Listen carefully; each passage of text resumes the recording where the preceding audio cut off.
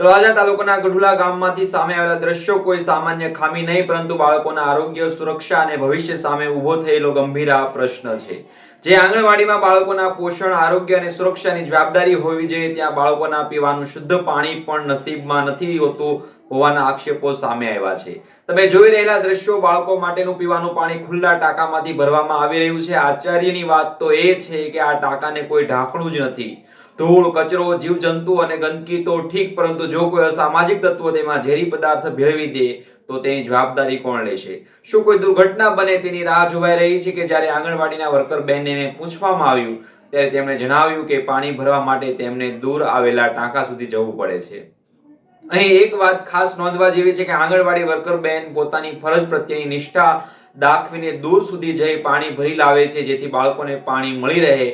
ખરેખર તો તેમનો આ પ્રયાસ માટે અભિનંદન આપવા જોઈએ, કારણ કે જ્યાં વ્યવસ્થા નિષ્ફળ જાય છે ત્યાં તેઓ પોતાની મહેનતથી બાળકોની જરૂરિયાત પૂરી કરવાના પ્રયાસ કરી રહ્યા છે।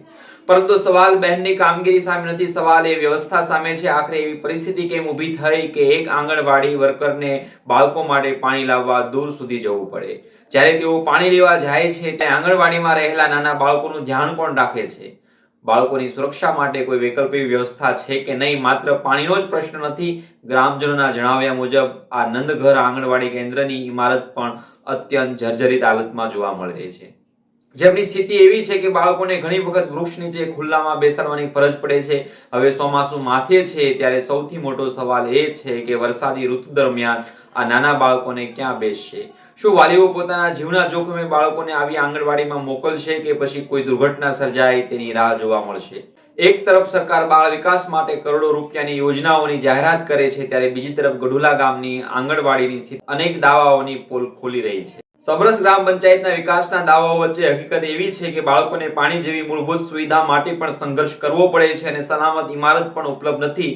ત્યારે ગ્રામજનોમાં ચર્ચા છે કે જો કોઈ મોટા અધિકારી, પદાધિકારી અથવા તો પ્રભાવશાળી વ્યક્તિના બાળકો આવી જ આંગણવાડીમાં અભ્યાસ કરતા હોત તો શું આજે પણ પાણી અને ઇમારત જેવી પાયાની સુવિધાઓ માટે આટલો સંઘર્ષ કરવો પડત? આ પ્રશ્ન માત્ર લાગણીનો નથી, પરંતુ ગામડાના બાળકોને મળતી સુવિધાઓ પ્રત્યે તંત્રની સંવેદનશીલતા પર સીધો સવાલ છે। હવે ગ્રામજનો સીધો સવાલ પૂછે છે કે જો આંગણવાડીમાં પીવાનું સુરક્ષિત પાણી, સલામત ઇમારત અને બાળકો માટેની મૂળભૂત વ્યવસ્થા જ ન થઈ શકે તો વિકાસના દાવાઓનો અર્થ શું? જવાબદાર તંત્ર અને ગ્રામ પંચાયત આ મુદ્દે ક્યારે ગંભીરતા દાખવશે તે હવે જોવાનું રહ્યું। નમસ્કાર, આપના જ ગામની અંદર જો કોઈ આવી આંગણવાડી હોય ને આવી પરિસ્થિતિ સર્જાતી હોય તો તેમનો વિડીયો અમારા સુધી પહોંચાડો, અમે તેમને છે એ સરકાર સુધી એ પહોંચાડશું। નમસ્કાર। મારો પ્રશ્ન એ છે કે 2018 વખતનું નળ કનેક્શન નથી, અહીંયા પાણીની સુવિધા નથી, બહારથી પાણી ભરીને લાવું છું। છોકરાને નાસ્તા બનાવવા રાખવા કે મારે પાણી ભરીને લાવવું। તમે તમારી ગ્રામ પંચાયત અને સરકાર પાસે શું અપેક્ષા રાખો?